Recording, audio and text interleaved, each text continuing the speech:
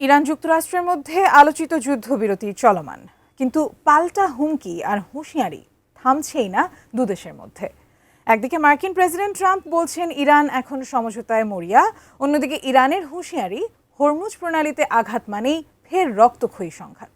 শান্তি আর যুদ্ধের এই দোলাচলে দুই দেশের এই সংঘাতের ভাগ্য আসলে কোন দিকে? আরো জানাচ্ছেন সাদিয়া সিদ্দিকা। গত ২৮ ফেব্রুয়ারি থেকে ইরানের পরমাণু ও ক্ষেপণাস্ত্র কর্মসূচিকে কেন্দ্র করে দেশটিতে যৌথ অভিযান শুরু করে যুক্তরাষ্ট্র ও ইসরায়েল। টানা ৪০ দিনের বিধ্বংসী লড়াইয়ের পর গত ৭ ফেব্রুয়ারি থেকে কার্যকর হয় ১৪ দিনের এক যুদ্ধবিরতি। তবে এই বিরতিকে স্থায়ী শান্তিতে রূপ দেওয়ার প্রথম প্রচেষ্টা সফল হয়নি। গত রোববার পাকিস্তানের রাজধানী ইসলামাবাদে দুই দেশের প্রতিনিধিদের ২১ ঘণ্টার আলোচনা শেষ হয়েছে কোনো সমঝোতা ছাড়াই। এদিকে মার্কিন প্রেসিডেন্ট ডোনাল্ড ট্রাম্পের সাম্প্রতিক এক মন্তব্যে আলোচনার টেবিলে নতুন মোড় এসেছে। গত মঙ্গলবার ফক্স নিউজকে দেওয়া এক সাক্ষাৎকারে ট্রাম্প দাবি করেছেন ইরান যুদ্ধ শেষের পথে এবং তেহরান এখন সমঝোতার জন্য মরিয়া হয়ে উঠেছে। ট্রাম্পের ভাষায় তারা তীব্রভাবে একটি চুক্তিতে আসতে চাইছে, এমনকি ইরান থেকে অজ্ঞাত লোকজন ওয়াশিংটনের সঙ্গে যোগাযোগ করেছে বলেও তিনি ইঙ্গিত দিয়েছেন।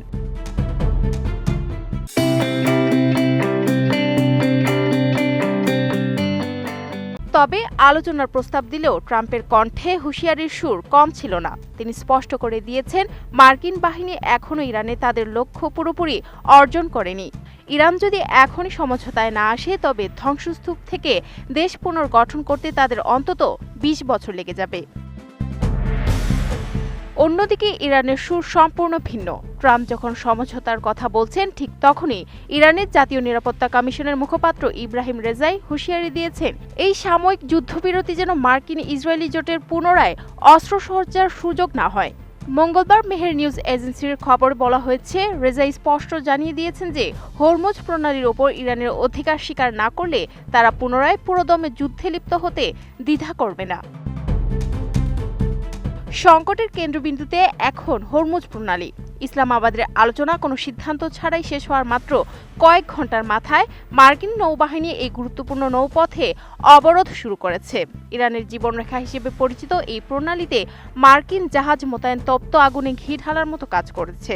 ইরানের ইসলামী বিপ্লবী গার্ড বাহিনী আইআরজিসি ইতোমধ্যেই জানিয়ে দিয়েছে যে কোনো ধরনের উস্কানির বিপরীতে তাদের প্রতিক্রিয়া হবে জোরালো এবং নজিরবিহীন। শান্তি ফেরানোর প্রথম বড় উদ্যোগ হিসেবে গত ১১ এপ্রিল পাকিস্তানের ইসলামাবাদে দুই দেশের প্রতিনিধিরা বৈঠকে বসেছিলেন। দীর্ঘ ২১ ঘণ্টার সেই রুদ্ধদ্বার বৈঠক কোনো চুক্তি ছাড়াই শেষ হওয়াটা বিশ্ব কূটনীতির জন্য এক বড় ধাক্কা। যদিও ট্রাম্প দাবি করেছেন যে শীঘ্রই দ্বিতীয় দফা বৈঠক অনুষ্ঠিত হবে, কিন্তু বাস্তব পরিস্থিতি বলছে ভিন্ন কথা। আগামী ২২ এপ্রিল বর্তমান ২ সপ্তাহের যুদ্ধবিরতির মেয়াদ শেষ হতে যাচ্ছে। Sadia Siddiqua, ATN news.